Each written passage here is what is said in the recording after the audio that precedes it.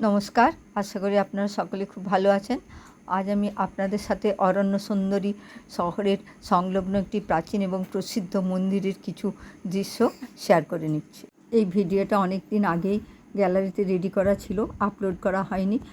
করব করে ভুলেই গিয়েছিলাম। আজকে হঠাৎ গ্যালারি ঘাঁটতে ঘাঁটতে আবার পেলাম, তাই ভাবলাম আপনাদের সাথে শেয়ার করে নিই। চলুন তাহলে ভিডিওটি শুরু করা যাক। এখন আমরা যাচ্ছি, আমাদের হঠাৎ একটা কাজ পড়ে গেছিলো খুব বিশেষ প্রয়োজনে। অরণ্য সুন্দরী বলতে আপনারা নিশ্চয়ই বুঝতে পারছেন কোন শহর, ঝাড়গ্রাম শহর। সেই জন্য আমরা একটা অফ টাইমে যাচ্ছি। আমরা কিন্তু মন্দিরে পুজো দিতে পারিনি, ওখানে ঝাড়গ্রাম শহরের কাজটা সেরে তারপর আমরা ভাবলাম কিছুটা টাইম আছে আমার হাতে, তখন ভাবলাম তাহলে এখান থেকে তো 12 কিলোমিটার দূরে মন্দিরটা, তাহলে চলো আমরা সবাই মিলে একবার মন্দিরটা ঘুরেই আসি। এই দেখুন দুধারের দৃশ্য কত সুন্দর, শাল জঙ্গলে ভর্তি, এই জন্য এই জায়গাকে অরণ্য সুন্দরী বলা হয়।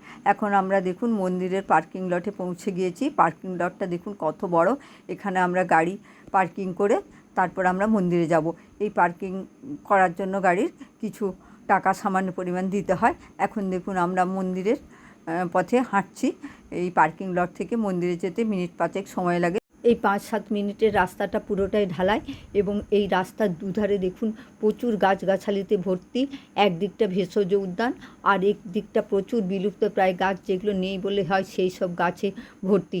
এই গাছগুলোর আবার অনেক গাছে নামও লেখা আছে। এখন আমরা দেখুন মন্দিরের পথে হাঁটছি। এখানে আপনার এলেই মনটা ভালো হয়ে যাবে। এই সুন্দর বনানীর দৃশ্য দেখতে দেখতে আমরা মন্দিরের দিকে এগিয়ে চলেছি। আমাদের সাথে আমাদের মেয়েও আছে, ওর শরীরটা খুব একটা ভালো নেই বলে ও আস্তে আস্তে পিছনে আসছে এবং আমরা ওই জন্য পিছন দিকে তাকিয়ে তাকিয়ে দেখছি ও কত দূরে আছে। এই ভিডিওটা যখনের তোলা তখনও আমার নাতনি হয়নি, না হলে আপনারা আগে তাকেই দেখতে পেতেন। দেখছেন এইসব দৃশ্য দেখতে দেখতে আপনাদেরকে আসল কথাটাই বলা হয়নি, কোন মন্দির এটা। হচ্ছে ঝাড়গ্রাম ডিস্ট্রিক্টের কনক দুর্গা মায়ের মন্দির, চিল্কিগড় জায়গাটার নাম। এটা ঝাড়গ্রাম জেলার জামবনি ব্লকের অন্তর্গত। এটা ঝাড়গ্রাম থেকে দূরত্ব হচ্ছে 12 কিলোমিটার। এখানে আসতে হলে আপনাদের ঝাড়গ্রাম হয়ে আসতে হবে। আপনারা ঝাড়গ্রাম থেকে টোটো, অটো, গাড়ি যা হোক কিছু ভাড়া করে নিয়ে চলে আসতে পারেন। এখন আমরা মন্দিরের কাছাকাছি চলে এসেছি। এইদিকে ডান দিকে ঘুরলেই দেখুন মন্দির দেখা যাচ্ছে। এই যে লাল আটচালাটি, এটি হচ্ছে ঠাকুরের আটচালা। এখানে যে যজ্ঞকুণ্ডটি দেখতে পাচ্ছেন, এখানে যজ্ঞ হয়। এই দেখুন একজন ভদ্রমহিলার সাথে দেখা হলো, উনি মন্দিরের কাজকর্ম করেন। উনি বললেন, দিদি আপনারা আগে আসতে পারতেন, মন্দির বন্ধ হয়ে গেছে। মন্দির 1টা-1.5টার মধ্যে বন্ধ হয়ে যায়। এখানে অন্নভোগেরও ব্যবস্থা আছে, কিন্তু বিকেলে আবার 4টের সময় খুলে। আর তাছাড়াও এখানে মন্দিরে মায়ের ভিডিও করা যায় না। আমি আগেও একবার এসেছিলাম, পুজো দিয়েছিলাম। এই দেখুন অন্নভোগের জন্য যোগাযোগ করতে পারেন আপনারা এই নাম্বারে। এই দেখুন মন্দিরের চারপাশটা আপনাদের ঘুরিয়ে দেখাচ্ছি। এই মন্দিরটি বহু প্রাচীন। এখানে আগে পুরো জঙ্গলে ভর্তি ছিল। কথিত আছে মধ্যপ্রদেশ থেকে একজন রাজপুত ক্ষত্রিয় রাজা এখানে এসেছিলেন।